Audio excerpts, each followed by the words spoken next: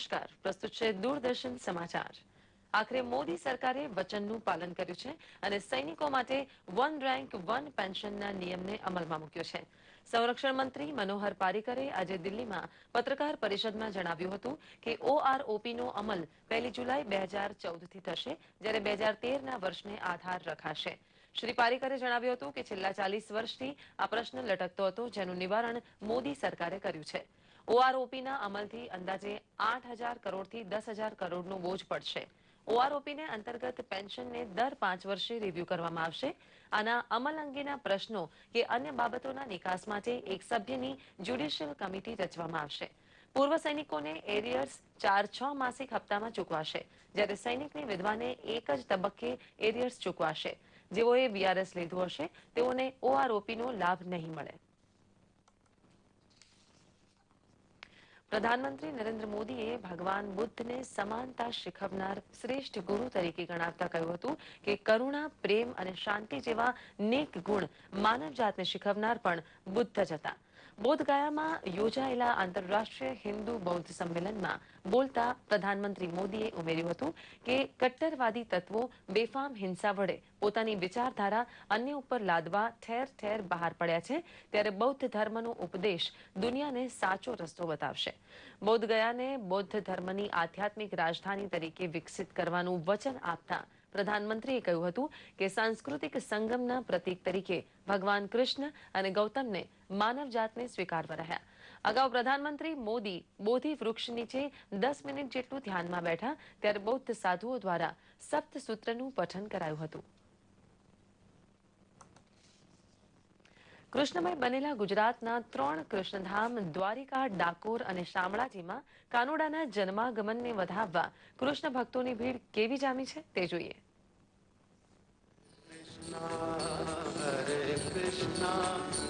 कृष्णा कृष्णा हरे हरे हरे कृष्णा कृष्णा कृष्णा हरे हरे।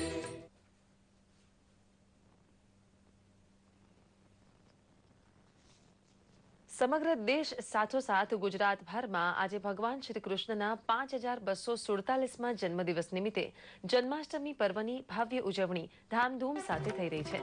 કૃષ્ણનગરી દ્વારિકા ખાતે હજારો શ્રદ્ધાળુઓ કૃષ્ણ જન્મની ઉજવણીમાં ભાગ લેવા એકત્ર થઈ રહ્યા છે। દ્વારિકાધીશના મંદિરને ભવ્ય રોશનીથી સજાવવામાં આવ્યું છે। મધ્યરાત્રિએ કૃષ્ણ ભગવાનના જન્મોત્સવની ભવ્ય ઉજવણીની તમામ તૈયારીઓ પૂર્ણ થઈ ચૂકી છે। હજારો લોકો એકત્ર થનાર હોવાથી ચુસ્ત બંદોબસ્ત ગોઠવવામાં આવ્યો છે। ગોમતી નદી પર લક્ષ્મણ ઝૂલા જેવો સુદામા સેતુ બાંધવામાં આવ્યો છે, તેને પણ રોશનીથી ઝળહળતા કરાયો છે।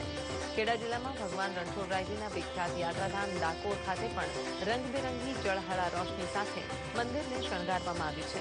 ડાકોરના ઠાકોર તરીકે ઓળખાતા રણછોડજીની ભક્તિમાં લીન થયેલા હજારો ભક્તોને લીધે ડાકોર ગામમાં પગ મૂકવાની જગ્યા બચી નથી। કાળિયા ઠાકરની અનોખી અને મનોહર મૂર્તિ ધરાવતા શામળાજીમાં પણ ભગવાનનો અધરાતે જન્મ થવાની વેળા યાદગાર બને તેવા કાર્યક્રમો યોજાયા છે। દર વર્ષની માફક આ વખતે પણ જન્માષ્ટમી નિમિત્તે અમદાવાદમાં આશ્રમ રોડ ખાતે ભારત સેવાશ્રમ સંઘ ખાતે ધર્મ સંમેલન યોજાયું હતું। ભાજપ કિસાન મોરચાના રાષ્ટ્રીય મહામંત્રી ગોરધનભાઈ ઝડફિયાએ ધર્મ સંમેલનનો પ્રારંભ કરાવ્યો હતો। વિશ્વ હિન્દુ પરિષદે પણ ધર્મ સંમેલનમાં સક્રિય સહયોગ આપ્યો હતો। વિશ્વ હિન્દુ પરિષદની સ્થાપનાનું આ સુવર્ણ જયંતિ સમાપન વર્ષ છે। વિશ્વ હિન્દુ પરિષદ તથા ભારત સેવાશ્રમ સંઘના ઉપક્રમે આશ્રમ રોડથી પાલડી સુધીની શોભાયાત્રા યોજાઈ હતી।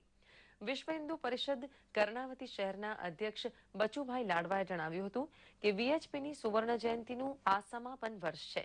તેમણે જણાવ્યું કે છેલ્લા 26 વર્ષથી ભારત સેવાશ્રમ સંઘ દ્વારા જન્માષ્ટમીએ શોભાયાત્રા યોજવામાં આવે છે। જૂનાગઢ તાલુકાના કેટલાક ગામોમાં દર વર્ષે સાતમ જન્માષ્ટમીના તહેવારો દરમિયાન ગરીબ અને જરૂરતમંદ લોકોને મીઠાઈ, ફરસાણ તથા જીવન જરૂરી ચીજોની કીટ વિતરણ કરવાની પ્રવૃત્તિ સેવાભાવી સંસ્થાઓ બજાવી રહી છે। તદનુસાર વડાલ, ભિયાળ, સુખપુર, માળિયાણા વગેરે 17 જેટલા ગામોમાં 14 જેટલી ચીજવસ્તુઓ અને મીઠાઈ, ચા, બિસ્કિટ, સુખડી વહેંચવામાં આવી હતી। સત્યમ સેવા સંસ્થાના પ્રમુખ મનસુખભાઈ વાજાએ જણાવ્યું કે છેલ્લા 18 વર્ષોથી સેવા સંસ્થાઓ આ પ્રવૃત્તિ કરી રહી છે.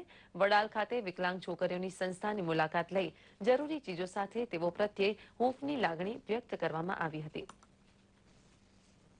આ સાથે જ આ બુલેટિન અહીં સમાપ્ત કરીએ છીએ. નમસ્કાર.